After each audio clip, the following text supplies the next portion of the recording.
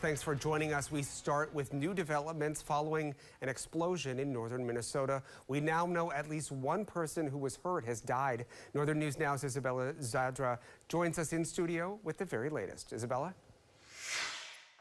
Rob, I traveled up to the area where the explosion took place. According to authorities, family and friends were gathered to celebrate the upcoming holiday weekend when their bonfire, said to have been started with a flammable liquid, exploded. It happened in French Township, which sits around 20 miles north of Hibbing, in the 12,000 block of Jarnson Road.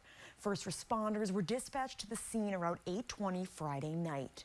The person who died was a 53-year-old Hibbing man. 8 people between the ages of 14 and 60 were also injured in the incident, including a child with severe burns who was airlifted to the hospitals in the Twin Cities. People with minor injuries were driven to local hospitals.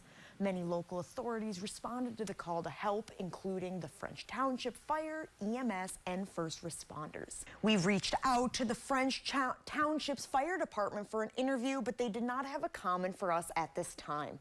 The incident is still under investigation.